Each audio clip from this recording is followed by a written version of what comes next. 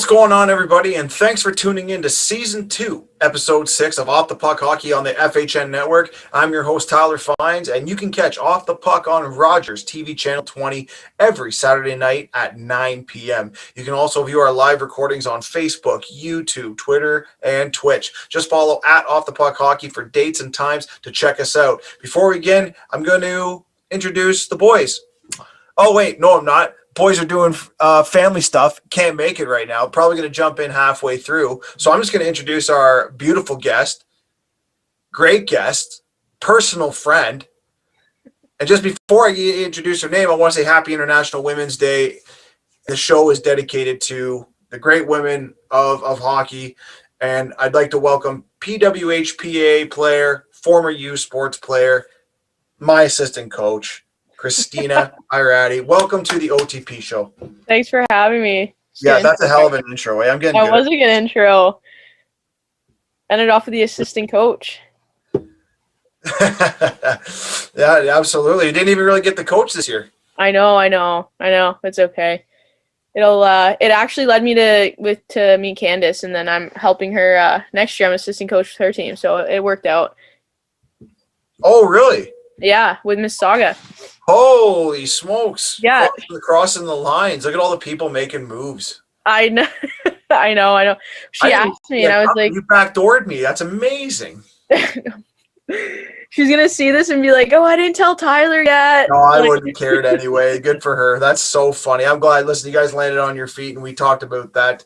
About how we've had some great assistant coaches come through that now are our head coaches. And one of the things that, my philosophy has always been make your assistant coach a head coach somewhere. And so it looks like you're on the right track. But I think you and Candace are going to have a pretty good team next year. Yeah. Oh, yeah. I think so. It's looking good so far. I mean, with the circumstances being, it looks good. So.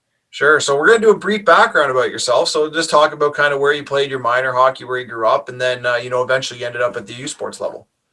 Yeah, so just a little kid from Maple, Ontario, right inside Vaughan, Ontario. I was playing boys hockey until 14 years old.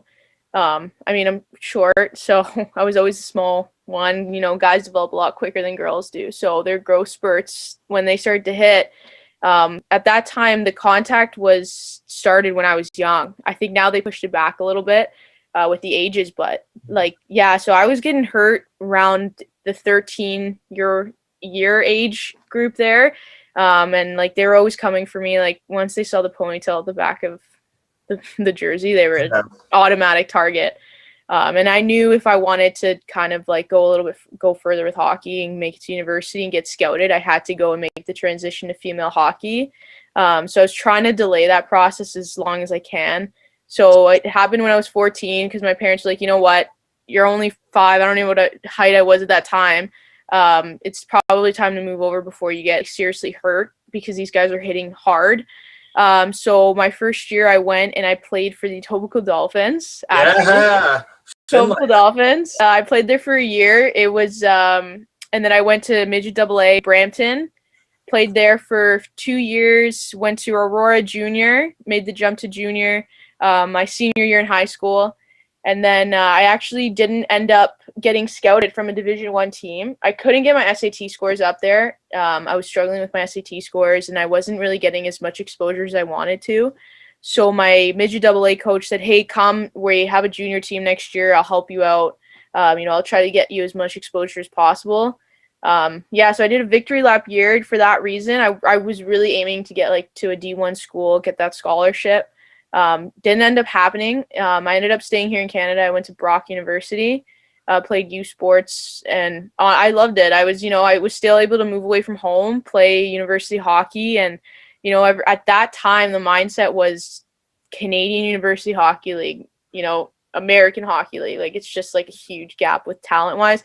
I mean, there's amazing talent in Division I level. It's unbelievable. But I do think nowadays the Canadian U Sports level, the OUA, it is getting really good and competitive. And then so I played Brock there for 4 years. I was gonna stay there for 5. I ended up staying for 4 only, and then I went 2 years overseas, played in Germany for the last 2 years, and then now I'm here in the PWHPA. Well, we're going to circle back to that, but I want to talk a little bit about your time at Brock. Who coached you down there? So my first year was Jim Denham. His name was Jim Denham. He coached for half a season my first year. And then Corey Williamson, he ended up stepping up. He was assistant coach at the time. He had to kind of step up a bit just because we didn't have a head coach. Around Christmas time, my first year, we got an email saying, like, our head coach, he's no longer our head coach. So, yeah, and then Corey kind of stepped up a bit. Great guy. He did a heck of a job. And then he stayed as the assistant coach for the remaining years I was there at Brock. And then Sarah Bauer stepped in, and then Margot Page was always around. She was more of a mentor the first and second year, and then stepped up more as a head coach role my third and fourth year at Brock. So, yeah, and I believe she's still a head coach there. Sarah Bauer is no longer a coach with the university level. So it's pretty much Margot Page that's kind of running it over there now. Yeah, talk a little bit about Margot, because not many people know who she is, but she is a pretty prolific coach in the women's game. Just talk to her, kind of what those 2 years were with her. What'd you learn from her, and what could you, if you had to look her in the eye and say, what can you improve on? You know what? I looking back now, I can see how much I've developed and changed as a player, as a person. I was always in that mindset where I was playing university hockey, and I was, playing hockey. I love being in that, but I was also like, I'm growing as a person and finding myself as a person, and I'm also living the university life. And I think that was the one thing we didn't really see eye to eye on too well. But she was very strong on her principles and what she wanted to see from the girls. What she expected. She had really high expectations from all of us. Looking back now, I respect that part of her where she was, strong-willed. This is the standard she set, and she's not going to be lenient on it. And I think now, even playing at the professional level, I can see the high expectations of how you have to hold yourself, how you have to present yourself and all that. At the time, I was just a 20-year-old, 21-year-old, student athlete, living the university life and that kind of stuff. So I was still growing as a person. She was a great coach. She running the packs as well, ran the games well. So yeah, we had our moments, but I feel like we kind of all do with our coaches. You can't always kind of be eye to eye every time, straightforward with all the coaches. So yeah, for sure. Yeah, do you have any great college stories that are sitting around that from you and the girls and the teams? Those are what make the show. Oh gosh, we always ask the boys, so we got to ask the girls the same. So so Brock has this tradition. It's called air bands. So at the end of every year, this season year, with all the sports teams, and we kind of do a parody where the athletics, just every sports team has basically started out as the rookies. But the air bands is just a parody. You do kind of your own dances. You just basically make a fool of yourself on stage in front of the entire athletics of the university, the teams. Then there's 4 judges, and there's this trophy, and it's a tradition that goes on every year. So my first year going in, we were I was kind of new to it. So we didn't win, but I believe it was my second year or my third year we won, and it was probably the highlight of my university career. And it was funny because it's coming up on my Snapchat stories now, the memories, and it happened, I think, now around this time. So yeah, that was probably one of my favorite stories. We were just kind of drinking. Do you remember what you sang? Do you remember So it's just you kind of have a mix. Is it the team, the whole team, or is it no? So you pick a few of the players on the team, the clowns, you know what I mean? The ones that'll just does not care about making a fool of yourself. You wear the dumbest outfits. You're drinking. You make your own mix of songs and you dance to them, and you're making whatever the trends are, the baby shark trends and all that stuff. And imagine TikTok 20 dances in one, and you're wearing costumes, and you're just there's people screaming in the fans and stuff. It's just a whole rally of things, and it's honestly it was a lot of fun. That was probably one of the highlights for sure. So did you pick like a bunch of songs? Like, and we're gonna touch on that too, but a bit about your music, and I'm gonna make sure people know Oh God. that. But yeah, exactly. It's embarrassing time for you, 100%. So what? Yeah. So do you remember the song you sang though? Do you remember what you guys picked, or do you just like a mashup of songs? Yeah, you know what? I can find it. I can find it. It'll be for hard for me to like find it on my phone. It was. I'm trying to remember what we started out as, but we just yeah.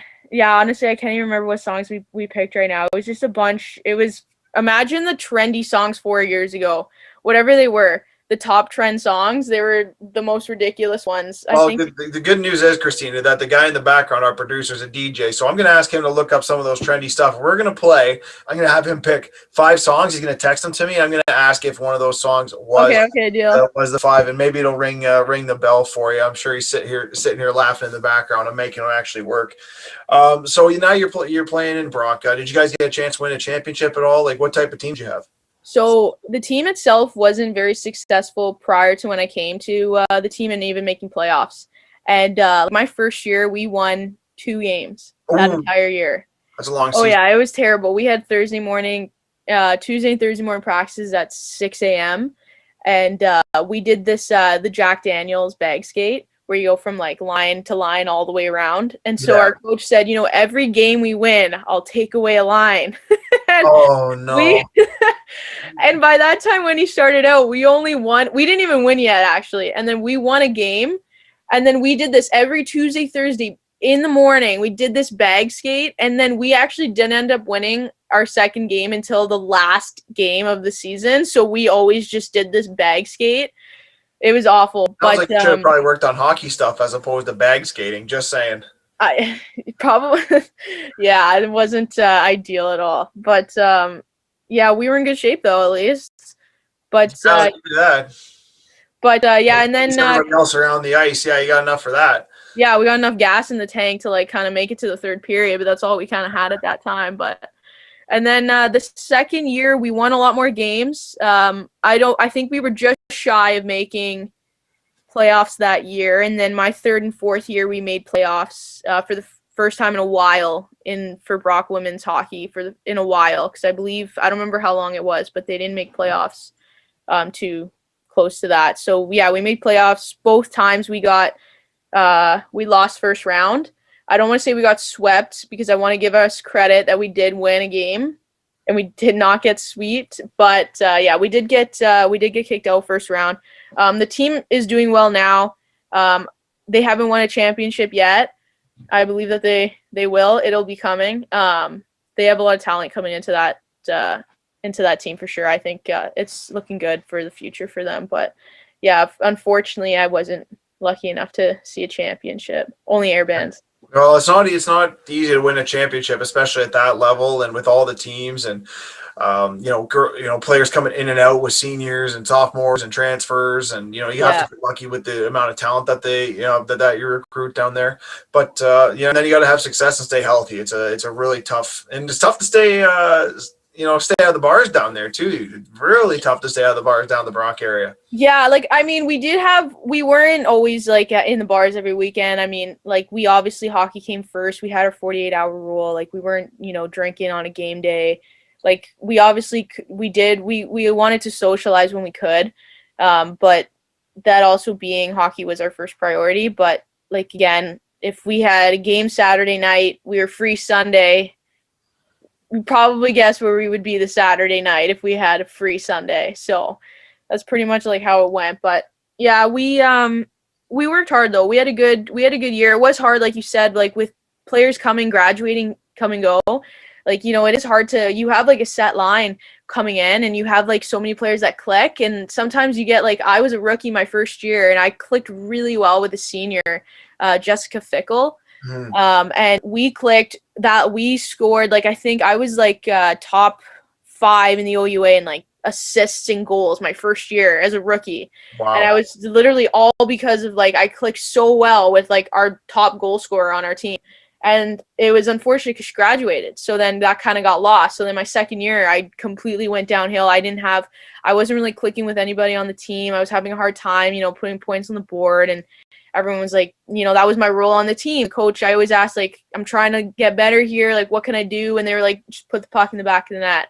it's like, well, sometimes it's hard to do that when, I'm not really given that opportunity. Like, I can only do so much as a player, but it's a team sport, right? So if I always find that there's that two-way thing with coaches and players where you give me a role, but I also expect you to kind of help me succeed in that role as a player. So that's where I kind of struggled a lot my second year with that. Yeah, no, for sure. Now you said, so you graduate from Brock University, you head over to Germany, and obviously that's got to be an experience and a half. Like you're spending 2 years over in Germany, and I'm, like I said, we're back to the drinking again. You seem to go to places that like the beer. So, and so you spend 2 years in Germany. Talk a bit about that. No, don't tell me you don't have funny stories from Germany, okay? Oh God. So, okay, take this. I've never broken a bone, gotten stitches, like nothing, absolutely nothing in my entire athletic career, nothing up until this point. I get to my first year in Germany, and they have the Oktoberfest, and I'm traveling, I'm gonna experience the culture, gonna do everything. So I went to Oktoberfest, and I remember this night we were walking back, and I looked at my teammate. We were walking back to my apartment, and there was this shrub bush, and I looked at her. I was like, I bet you any money I can clear that. Just like stupid, drunk self. She goes, there's no way. She tried to egg me on. I was like, I'm going to clear that. So I went to go, and I literally tried to jump over a shrub. My knee clipped it. I got a thorn lodged in my knee, and it went right in that I didn't realize that it got lodged in my knee. That a month later, everything healed up, and I'm like training. I'm in the gym, and I'm like, I have this piercing pain in my knee. And I would like feel over it, and I was like, I think there's a thorn stuck in my knee. And I literally like was telling my coach, and I'm like, I'm going to be in so much trouble. Like, they have me here to play hockey, and I have like this thorn stuck in my knee. Like, this was supposed to be like a fun like night out with my team. Like, and I had to get it. They had to, cut me open, take it out, stitch me up. So that was my story of getting my first stitches, was from Oktoberfest. From Oktoberfest. Yeah. How long were you on the IR at all, or was it just a cut? Like literally? No. I just I went to a walk-in doctor, and he like saw it. He goes, yeah. He froze the area, cut it, took it out, stitched me back up. Like nothing serious. It was really small. Didn't stop me from practicing or anything like that. But it was a stitch. Never had that before. It's from like a stupid Oktoberfest thing. But the culture there's a lot different. Like it's kind of similar to rugby here, where, when you win a game, they have drinks after a game and stuff like that. We'd have a game, there'd be cases of beer just sitting around, and everyone just be drinking beer. Like in the dressing room, or like? Yeah. Oh yeah. Like they have like their like, those like milk crates? Just imagine beer cans in there, like beer bottles. Oh wow. So they would just, have them garden everywhere. Oh yeah. And it was just a drinking culture. Like, you can walk around there and drink in public. Like, there's no laws really for that. It was pretty like good for that reason. Hockey wise, it was great. Like, I got to meet, it was the first time I got to play with like any national players. And so it was Sorry? Are you talking about German national players? Yeah. It was the first time I ever got to really play with any national players like on the same team. So I was playing with a lot of the German national players, playing against them.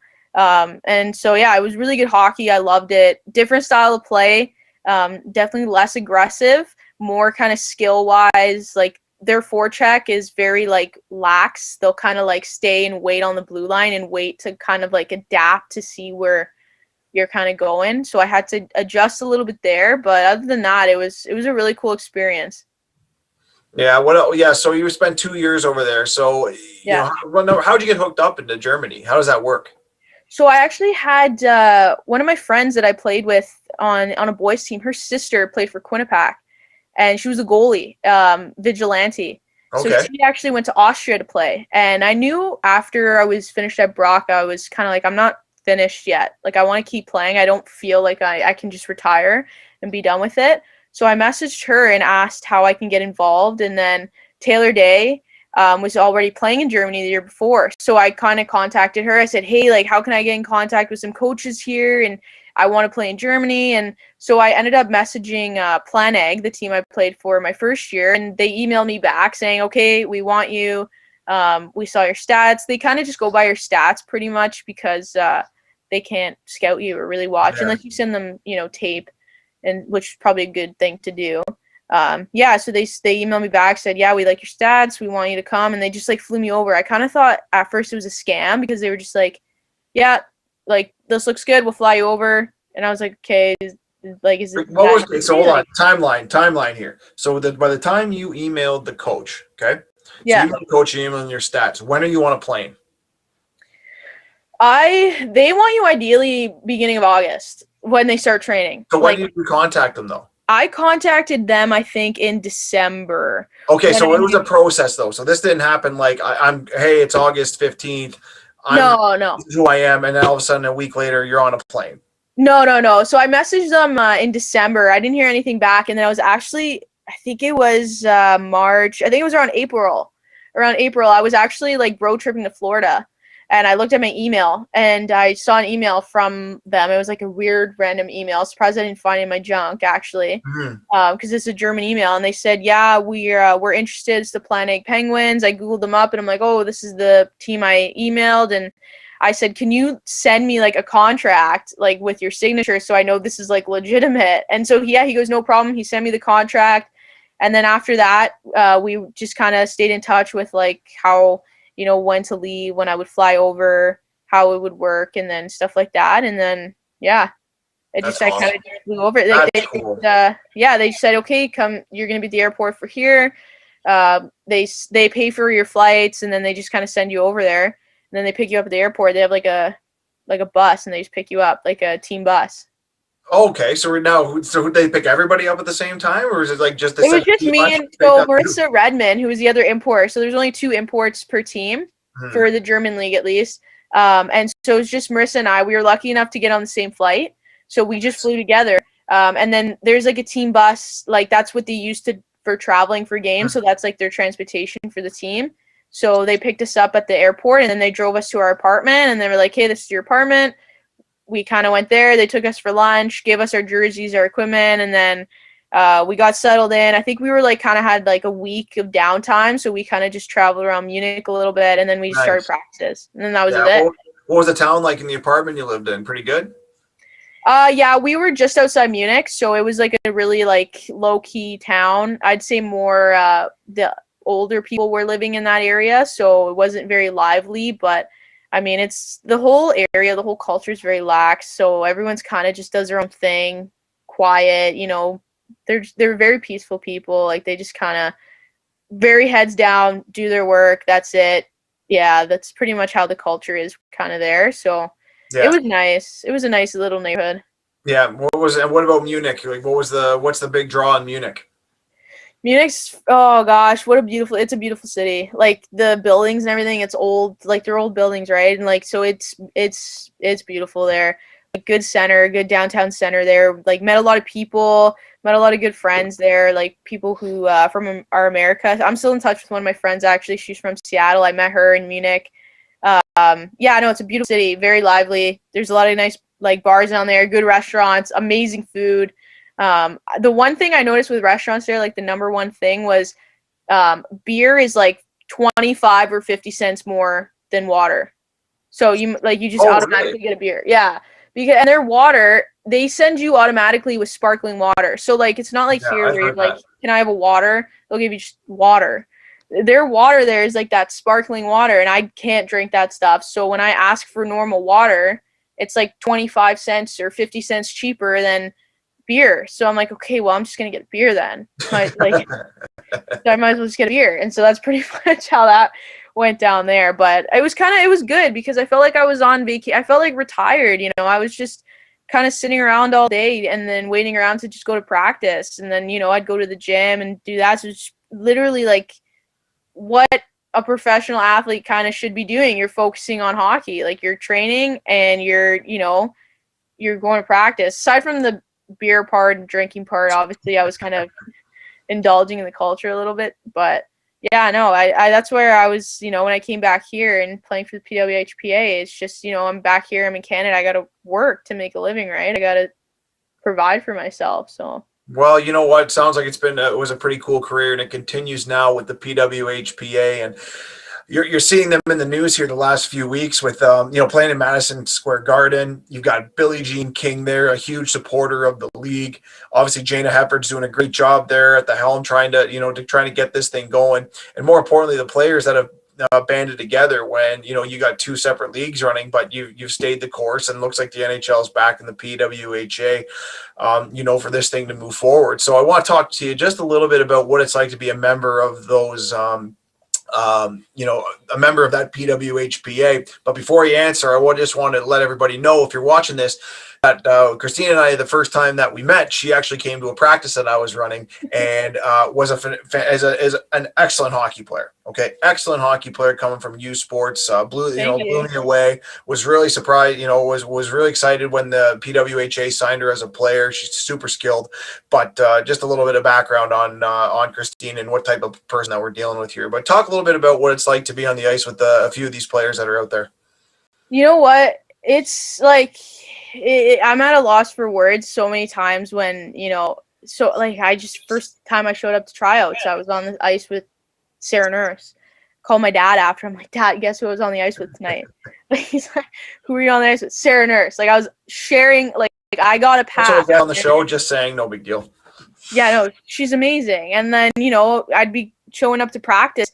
Natalie Spooner's on the ice. Renata Fast. And, they'll just come up to me and introduce themselves and talk to me. And I'm, Dad, guess who was on the ice with last night? It's just surreal. And it's just never in my life have I ever been a part of something that's just bigger than myself. And it's just, I've always been that player where I was kind of, playing for Brock and stuff. I was that player that the coach would lean on me, put me on the ice, make sure I get a goal.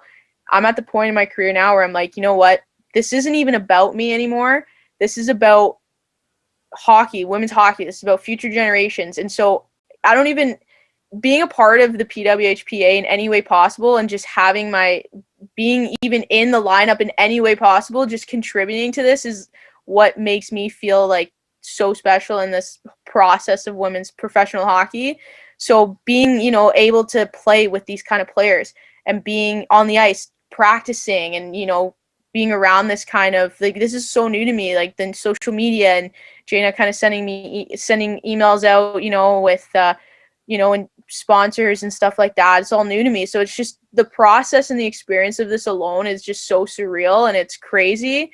And it's exciting to see where it's going to go, honestly. When you guys got your jerseys, were you able to go to the photo shoot? Did they give everybody a chance to wear the jersey, get photos? Yeah. So basically, they kind of just sent an email saying, "Kate, get to Iceland here. These are the times, and we're gonna do our photo shoot." So I showed up. They gave me my jersey, and we put them on. We had to do it outside, unfortunately, because of COVID. But yeah, no, everyone was pretty much there. We were doing the photo shoot. There's the white screen and then the photographer there, and they took our pictures. But yeah, that's pretty much how you had to do it. But they just handed out our jerseys and stuff, and yeah.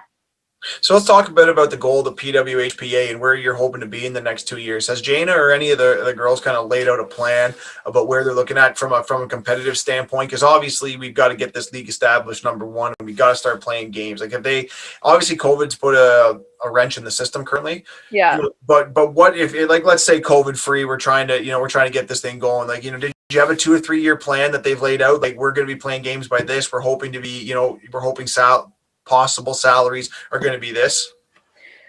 So salary wise, they haven't stated anything with that. I think what they were really encouraging the fact that, COVID did put a damper on the season. But they're really saying, how much we've come even with COVID. We're playing Madison Square Garden. We got $1 million from Secret. Mm-hmm. They just played in Chicago's Blackhawks ice. I believe it was the United Center on Saturday. So we're making so many progress, so many steps with COVID, with those limitations, that if we didn't have COVID, I think we would be even further ahead than we are now. But I know that Jana and the rest of the girls, they work endlessly for this league to keep it going, to, be in contact with NHL teams and stuff like that. I think their main goal right now is obviously getting the NHL teams on board. Seeing, the Rangers step up, the Blackhawks step up, Maple Leafs have stepped up, and so many other NHL teams are stepping up right now to help support the league is huge. And so I think once we finally start going and once we can finally, the COVID kind of dies down where we're able to have a full season, it'll just kind of be full flight. And I honestly believe it'll just be kind of watch out. Once we start up, it's going to be that's when it'll start up. I mean, I think 2 years is a good, base timeline for when hopefully this league will, be underway and we can finally start having a professional league. I think they're looking to have a league in the next 2 years. I can't make comment that that's a for sure thing because I don't even know, but I do know that they have a plan and that they are looking to have a pro league as soon as possible, obviously. Is there any games planned in Canada yet? Like, are you guys gonna be rocking and rolling soon or what? So we're hoping to. We had talks that we were supposed to go in March to Halifax. They were trying to look to get a 2-week bubble in for the Canadian region teams because we can't play USA right now because we can't cross the border. So I think they're looking to have a bubble for the Canadian teams. Right now we don't know when. I think they're waiting on Hockey Canada. I'm not too sure, 100% sure with that, but they're obviously looking at COVID restrictions with everything. Like Halifax won't allow. I think their restrictions are still too strict right now to have that bubble happening. But I think as soon as we can, I'm assuming in the next month or two, we'll have a bubble going in Canada, and that'll be for a few weeks. Yeah, and then that's when we can kind of start going and we'll play. And then hopefully at that time, maybe the border will open up and we can play USA and Canada, like the two teams there, and then kind of go from there with the season. But yeah, that's all I know right now with the Canadian teams. It's coming soon. We're just not too sure yet because I think they're waiting for the restrictions to lighten up a bit. Perfect. So now the PWHA is established. We've got our jerseys. Looks like the NHL teams are going to jump on board here. But you've got the NWHL who's doing a good job on the other side, and they're going to be finishing up their playoffs, which is fantastic. Obviously, they were playing their games in the U.S., which makes things a little bit easier because they're a little bit more lenient than they are here in the Great White North. But I guess what's the do you have an idea, your own personal opinion about how these two leagues are going to coincide? Do you think eventually they're going to merge, or do you think this looks like is this going to go away? See, I don't really know the specifics between the two leagues. I don't know. Like, I'm new. I'm new to like how the leagues are working right now. Like, I was, I knew about the CWHL, and I knew, the Olympians were playing in the CWHL. So they want to start up something, a sustainable league to support women's hockey and make sure like this is what we can make our living and this is what we can focus on. That's why I believe the Olympians are behind the PWHPA. The NWHL, I don't know too much about, honestly. I really don't know, anything really about. I know their teams. I know I do follow them on social media, Toronto 6 and stuff like that. I think it's really cool. I'm obviously for women's professional hockey. So whoever's fighting against that goal at the end, that's what we're going for, right? It's for our future generations. It's what we're fighting for. Between the two leagues, I honestly don't know the outcome of what's going to happen. I don't really know too much about the NWHL and what they're kind of striving for money-wise, sponsorship, stuff like that. But, I mean, girls want to play hockey at the end of the day. They want to play, and they want to play as long as they can, and they want to play and get paid for it. So if girls are playing, they're trying to find whatever way they can. If that's with the NWHL, then that's so be it. If that's what the PWHPA is, so be it. I think both leagues are trying to fight the greater fight. Between the two leagues, I don't know how they're working. I don't know how they're doing it, but yeah. Well, I'll tell you, listen, we're with Christina Ieradi on Rogers Channel 20, if you're just tuning in from the PWHPA. Let's talk a little bit more about you. I want to talk a little bit more about your musical background. I don't know if anybody knows oh, no. She is a hell of a singer. Oh, no. This girl, I'm not going to make you sing. I should. You know what? No. I'm going to make her sing right on this show. I don't care about how talented she was, but we didn't get to do the annual Montreal trip with the midget team and or some Quebec City trip. And what we normally would do is take the assistant coaches out and we go to a karaoke bar. And I had a bunch of songs lined up. So if I had to pick 5 songs that you wanted, if you had to pick 5 karaoke songs off the top of your head, what 5 would you pick? Okay, so be Fast Car. It would probably be, some Ed Sheeran songs, probably Louis Capaldi songs. Oh God, you're like the Heartbreakers. Yeah, that's my go-to. Like anything a singer song. I just love to cry. That's what I do. Just to cry over a nice German beer. Yeah. Yeah, that's pretty much ears. it. The worst part, actually, I got to get this song off Spotify because it's haunting me at this point. Literally, I was in Germany and when I was playing, we were warming up on the ice, and all of a sudden, during warm up, my song comes on. And No. as a joke, the guy who was doing like the songs, I guess, for our warm up, he put it on, and I was like, "Oh my god, this is the worst thing ever." It's like, Did everybody know it was you or no? oh yeah, oh yeah. I'll like walk into my teammate's car and they'll just be blasting it, like Oh, just just for blasting it. fun? Yeah, they'll just be blasting it. Like Come it's the on, what's the worst thing song ever. called? Come on, what's the I'm song? not. No, I'm not gonna. What's the song called? It's called "To the One I Love Next." That's the one. Of course. Hey, listen, I wrote this song when I was Lord. like 18 years old. I'm Oh, 25 really? now. Oh yeah, like I'm 25. I'm turning 26 this year. So Have you written any the other song's songs? Or is pretty that the only outdated. one? You said one and done. No, I had another one out. I got rid of it. It was How to Love, like singer songwriter heartbreak songs. I had that one on Spotify. I got rid of it. I'm probably gonna get rid of the one I love next. I honestly released it because I have like a ton of songs that I've created and written, and I was really gonna start an EP. Like I was serious about it and recording it. I had a producer, like, and have everything going. And I was just after I recorded To the One I Love Next, I just kind of was like, you know what, Not for you. I went back to You university. just like to play it for fun. Yeah, I was like, you know what, I kind of want to make a hobby of this. This isn't something I feel like I'm talented enough to become a superstar and actually invest time in this, and B, like I'm more focused on hockey and sports than music. So I picked my battle. So Yeah. pretty much So, it. yeah, and right now going back to the PWHPA, you guys are currently practicing, and we I wanted to talk a little bit about this and about some of the obstacles that happens in female hockey that a lot of male counterparts don't understand, especially at the pros. Is your practice time? So just I've got my stories, but talk about a little bit about when your practices are going to be this week. So yeah, like our Wednesday night practice tonight is in Cambridge. So people are traveling from Toronto. I'm from Newmarket. It's an hour and a half, good hour and a half drive there. Some girls are in Kitchener, so it's closer for them. But like our Wednesday night practice is from 8 to 9:30, and then our Thursday night That practice. one's not terrible. That's not terrible. There's where the 9 to 10:30 can be a bit of a tricky. Yeah. So our Thursdays is 9 to 10:30. Which is the later one. So it's it's hard because most of us work. So that's a weeknight, right? But that's what's available, and that's what we have to do. And because most of us work, we can't practice midday, right? Or at 2:00 in the afternoon. You got to have a good time where everyone is for sure not working. Yeah. So that was one of the hurdles when we were coaching in Brampton and getting into the women's game was, what you said, we were practicing like 9:30 at night, and these women were going to work all day, and then they were coming expecting to perform. And I don't know, there's not many athletes out there that can work an 8-hour shift, come home and travel, especially if you're coming from either Hamilton or wherever you're driving from to practice, Waterloo.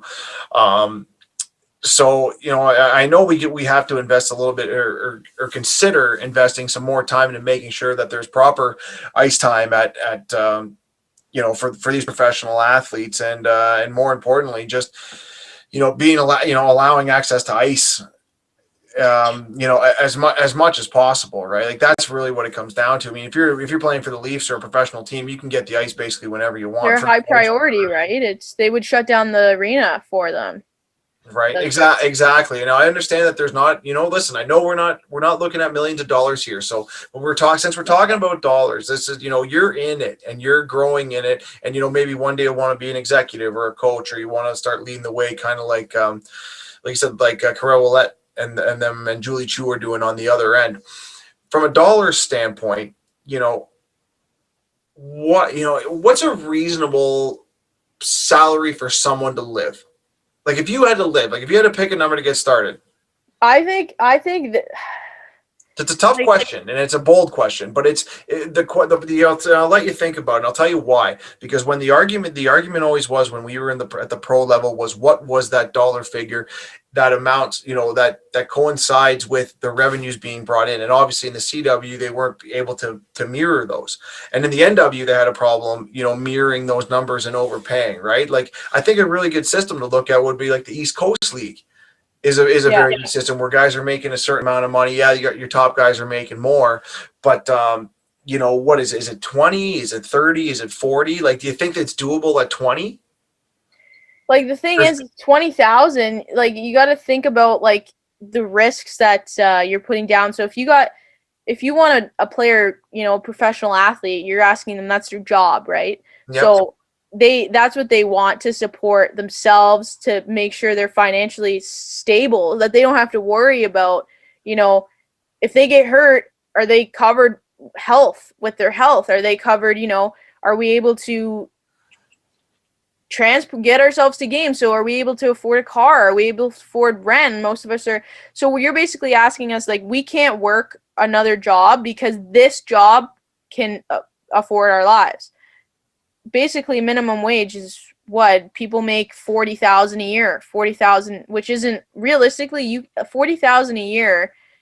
You can make it, but you're making it, right? And Yep. so, like right now, where I'm working, if I were to work full time, like 40 hours a week with my shift work times and everything like that, 40,000 a year, it gets me, covered, but it's not anything where I can kind of live comfortably. Yeah. And so, if you're able to put yourself, you got to put in perspective. If this is your full-time job and you're expected to perform and play out there, and you're expected to be in the gym and train, be able to have the right food to put into your system to be able to perform. That's a big one. Nutrition's huge, right? You hear about these guys spending $1 million on their bodies.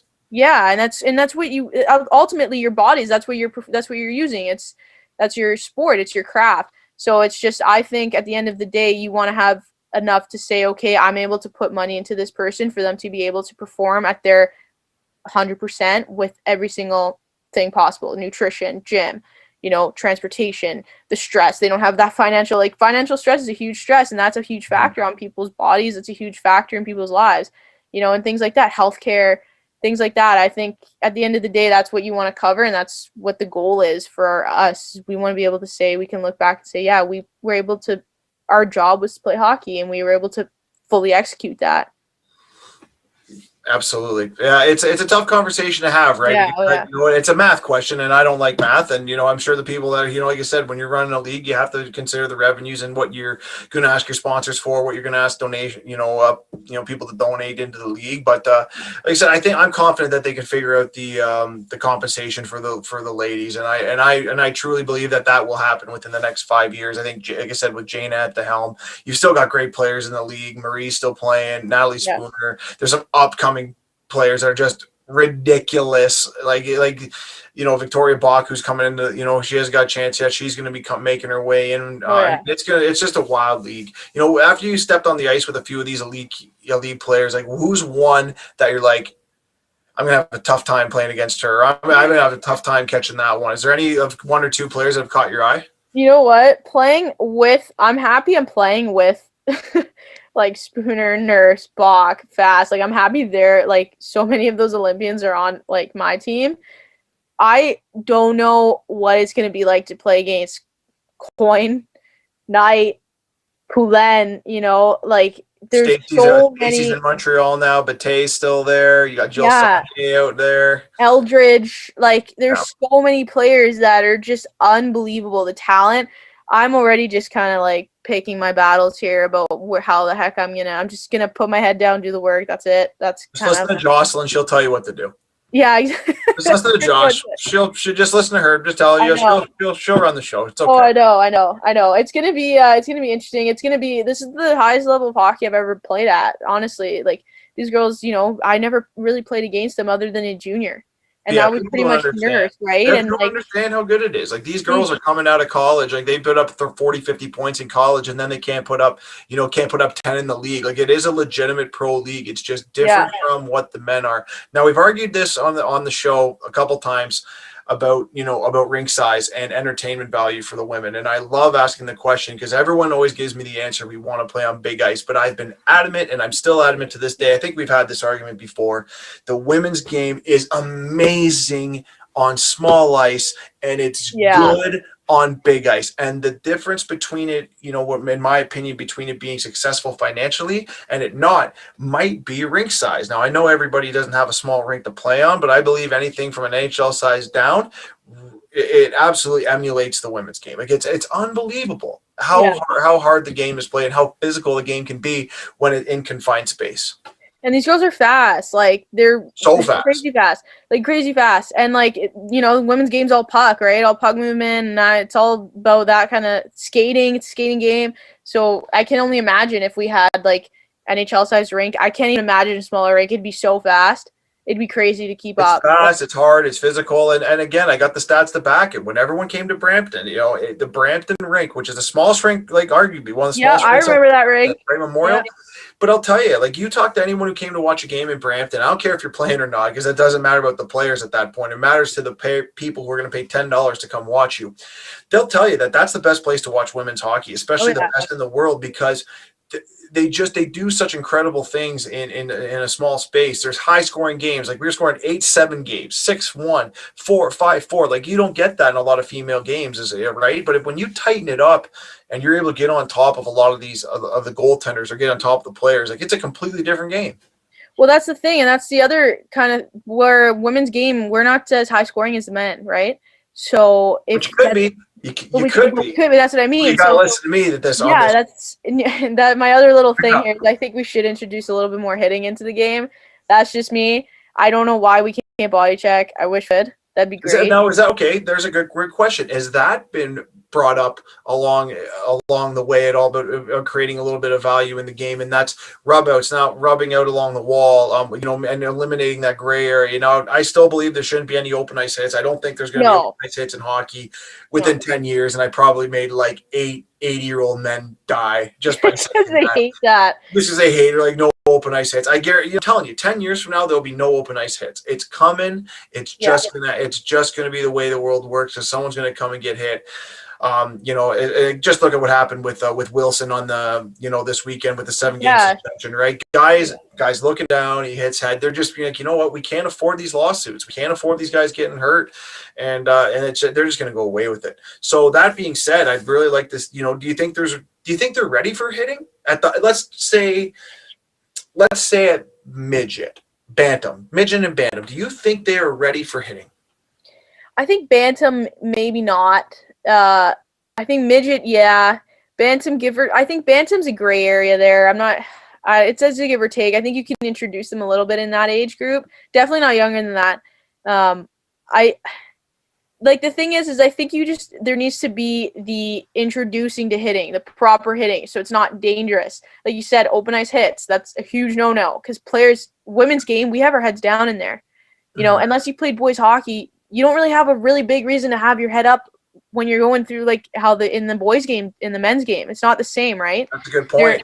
So, you got to really introduce that at a younger age, because that's where it gets dangerous. The head's down, you're not expecting it. That's where players get hurt, right? I've gotten a few concussions that way because I've gotten rocked in the middle of the ice because I'm looking the other way, and a girl comes and nails me from the side, and, like, you don't see it coming. So I think that's one of the things. But in all honesty, I don't really know why we haven't really introduced more physicality in our game. I don't know why it was kind of taken away from us. I don't know the history behind that. I do think it's a little kind of underrated that we get penalties for body checking. Personally, coming from the men's game, I hate that because, it's also some of the penalties aren't as, they're not called properly. It wasn't body checking. I think we do try to get to the highest we can, to the furthest we can, until we get a penalty. So, like, rubbing out and stuff like that. Try to bring physicality, because it's hockey. That's a part of the game. You got to battle in the corners. You're using your body to win the puck. Like, that's just how the game goes. I think there's a difference between absolutely destroying a person or, trying to, like, go after someone by hitting them. I think there's a difference in that. That's just kind of where, like, the maturity level of the game comes in. But I kind of do wish they brought a little bit more physicality in the women's game, and they kind of were more lenient, and they, like, the body checking calls and stuff, they were just kind of gone, because I think that would definitely raise, a lot in the women's game, just kind of bringing more aggression in there. Like, I mean, I value the skill we have, the speed we have, the skating, like, that is so key in the women's game. I think obviously we want to be more physical. We want to be more battling in the puck. We're limited. So Absolutely. Well, listen, again, it is International Women's Day. So, I'd like to talk about maybe a few of the coaches you've had, some of the inspirational women that kind of touched your life here over the last, like I said, 25, 26 years growing up, so is there a few that have touched, been inspirational to you going forward? I had a lot of male coaches growing up, especially in the men's game. And then coming into the women's game, I had a male head coach. And then I had another female coach. Her name was Christy, and she was great. I played summer leagues with Christy Alcorn as well. Lori Dupuis, she coached summer. We had a summer tournament team. Lori's intense. Yeah, it was great. It was.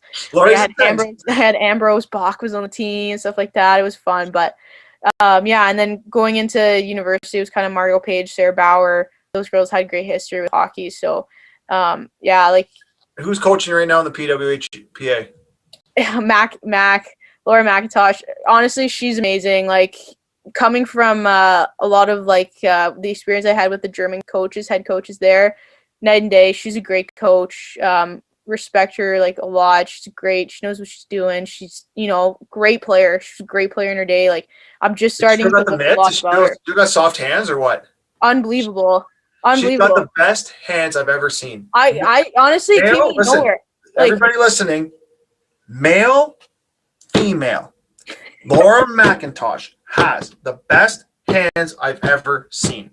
100%. We were playing a game last week in practice, and she jumped in. She just popped a move like the Datsuk, where he just kind of flutters it over the goalie's shoulder. And I was like, where did this come from? Because she's coaching, right? So she's just setting up drills and stuff. You don't really get to see her actually go. I was blown away. Is she still witty? Does she still? Well, I get to see her, right? But is she witty as a coach? I've never actually seen her in a coaching scenario. What do you mean by witty? Well, listen, if you talk to her and you say something ridiculous, or she wants to say something, she's gonna say it. Yeah, oh yeah. It's gonna be hilarious. Yeah, she's fun. Oh yeah, she's funny. She's witty then. Yeah, I would say that. She's the funniest person I ever heard. Funniest story that I ever had with Laura McIntosh. I've got two of them. I'll be quick. The first one was we're in Montreal. It's the first time we're there against Montreal. We're playing against we're playing against Carole Ouellette, Marie-Philip Poulin, and I mean we're not getting beat, but it's a tough game. You can tell they're on fire, and that was the year they went to the semis. And Carole, every time Carole drove by or skated by the bench, Max said something to her every time she skated past the bench, and it got to the point where I looked at Stoney, my assistant coach, and I said to him, I don't think she's used the same chirp, and she's chirped her 20 times. She was a stand-up comedian playing the game. She's the funny because the rink was named after her or something like that. And Laura was talking to her oh, Carole, you're not playing too well tonight. They're going to take the rink naming rights away from you. Oh my God, just absolute. I'm in stitches on the bench, and I usually am pretty into it. You've coached, you've been with me. Every time she was on the bench, she always made me laugh, and she was one of my most favorite people to coach. And I still remember her, and she used to piss me off because she wouldn't shoot the puck, and she had a rocket. But there'd be times she'd be at the red line doing nonchalant sauce passes. Red line, far blue line, overheads 5 people tape to tape. It was, and then she's coming off for a change though, because she already went up and down. She's not going again for the next. Yeah. Right. Oh my God, she's absolutely incredible. She's a beauty, honestly. I'm just getting to know her now because obviously with COVID and stuff, amazing, unreal. I was talking to my dad about her the other week, and I was you know what? She's a good coach. She you respect her. You can approach her, you can, there's a good line with that. You're not afraid of her in any way. She's really good, relatable, great coach. No, that's awesome. So just want to quickly again touch on, is there anybody else you want to thank out there who's been, like I said, been impactful in your life? I mean, as of right now, I can't think of anyone else. Other than my family, obviously. Stuff like that, but coach wise, I've had my a lot of idols and inspirations throughout my year, male and female coaches. So do you remember anything that has stuck with you that you're going to bring into the coaching world that you're just dying to say to another player, maybe a coaching philosophy or something like that stuck with you? You know what, there was this one coach when I was in midget. She always came in, she always had her coffee cup. And I know there wasn't coffee in there. She was probably chewing or Oh. something, and she was using it as a spit cup. At the time, I didn't know. Right? Don't throw her under the bus. Don't throw her under the She's a bus. She's beauty, probably still absolutely coaching beauty. now and doing the same thing. No, she's a beauty. She was honestly one of the best coaches I had because she was hard on us, but we respected her to the level where we wanted to perform for her and we wanted to perform for the team. One of the best coaches, and honestly, that's kind of my mindset of what I want to bring into coaching is to have that level of respect where my players know not to cross any lines with, approaching me. Like I'm not your best friend, I'm your coach, but I also want you to come to me with anything and everything. And that's kind of like what she taught me with that kind of coaching. And same with like Corey Williamson. He was my assistant coach at university. He came up to me one game and he said, make it hard, make a coach's job hard. So I was having some struggles, kind of with the coach at the time and stuff like that. And I was like, Corey, like, I want to be in the lineup. Like, I don't think she likes me very much. Like, I don't think it's working out. He goes, Christina, don't make a coach's job easy. And I was like, and then since then it stuck with me. He messaged me on Instagram the other day and I was like, Corey, what you said to me, it stuck with me and it's always been stuck with me. Never make a coach's job easy. So, yeah. Well, I'm hoping to get the opportunity, especially when you guys start playing games there and you got all those Olympians around you. I'm sure you want to get out there with them and show them what you can do. And I'm telling you, you're going to be a player. I said it the first day I saw you. I said, this girl's sneaky good. I wish I would have had her when I was in Brampton. I've been under the radar for a while. I've just kind of been in youth sports, haven't been up there pretty much, just kind of been in youth sports. So hopefully I get to showcase some stuff and get to play a little bit too. Yeah, what are some of the things you're going to teach these girls when you get on the bench? What's your strong suit from the offensive side? What do you think you can bring to this game, to this new team? From what I'm realizing in practice right now, I love setting them up. Like, they're all goal scorers. Like, they're all really good. They're so talented. They're skilled. So I think I'm going to try and find a way to, like, gel with them and find chemistry with who I'm paired with, who I'm put on a line with, because we haven't even been there yet. We haven't had full team practices. So, yeah, I want to definitely be the one to set them up, make some plays, get some chemistry going, because there's nothing better than when you got, like, amazing line chemistry. You can just kind of just flow around the ice, know where the player is. So I'm hoping just to kind of work hard, bring that with them, show them I'm here to play and I'm here to, like, be here for the team. Well, you better get ready because you're going to be on my soapbox here for a minute. I just wanted to thank Christina Ieradi for coming on. Absolutely love you. Like I said, unfortunately, we didn't get to have the year we wanted, but I wish you all the best with Candace next year. Candace was with me for 4 years, and 3 years, and now she's got a head coaching job. Brittany Cosmo has got her head coaching job at Mississauga as well.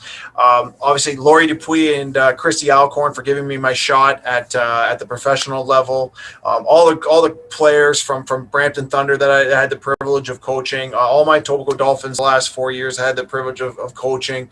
Like I said, Christina knows that I'm out of the girls' game. I really wish the best for all the women that are going to be pushing forward. And if you guys are, again, if you're watching, listening, however you listen to this, hashtag stick in the ground and make sure that you follow along their path. They're going to make a bright future for these young women. Is there? Let's talk, Christina. Where can people find you? What's your Instagram or Twitter? Whatever your preference. It's C Ieradi, so CIERADI89. That's my Instagram. Twitter, I'm not too on it right now. I literally just got it like in the summer, so I'm not really. You gotta get on the Twitter. You know what? I had a pretty good following at one point. Deleted my account, got back on it. You can see it at Off the Puck Hockey, HKY at the end, and follow along. We're always in on conversations and chirping guys, and make sure you're following at Off the Puck Hockey. I want to thank everybody again.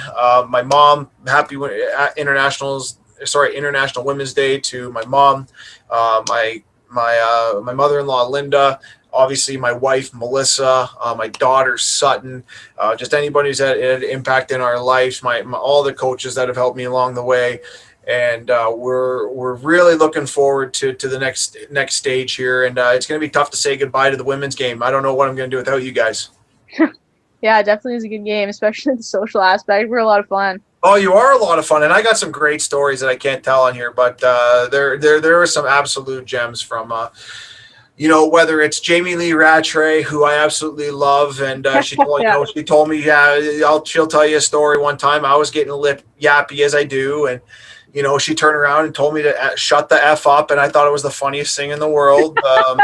People just don't understand that, like, you have that with your coach, and sometimes you deserve it. And, whether it's, Liz Knox or having conversations with her, Courtney Burchard, who is as down to earth as they come, Laura Fortino, Joss LaRock. I'm just kind of trying to rhyme off names of some of the players that come to mind. And Kevin Stone, I know it's not, he's not a woman, but he was with me for 2 years there, and he's still with the. Have you met Kevin yet? Stoney? Yeah, I've seen him at practices a few times. I've met him. Yeah, he's a great guy. There you go. So he continued on when in the pro game, and he's fantastic. He's going to do a great job there. But again, thanks for coming on. I know it's late. You got to get up at 3:30 in the morning, and I really thank you for being a part of the Off the Puck show. Thanks for having me. No, I appreciate it. I've loved it. Thank you. Yeah, we're fine. We're excited. And to the boys, Adam and Mike couldn't make it tonight. They got family commitments. Obviously, Mike's got 20 kids, and Adam can't figure out his technology. But they'd be chirping me if I wasn't on here, so I'm giving it to them as well. They're the best, though, and we'll get them back next week. Don't forget to follow the PWHPA at PWHPA on Twitter, Instagram. Pick up some of those sick sweaters you see from the players and coaches. They're rocking the rink. Make sure you get me one. Send me one. Send me one. I want one. And just a reminder that Off the Puck Hockey can be seen every Saturday night, 9 p.m. Rogers TV Channel 20 in the west end of Ontario. Follow us on Facebook, Twitter, Instagram, YouTube at Off the Puck Hockey. I'm your host, Tyler Fines. As always, Matty Huddle behind the scenes making it happen. Marty Zilstra for providing the theme music. FHN Network. This is Off the Puck Hockey. Let's go.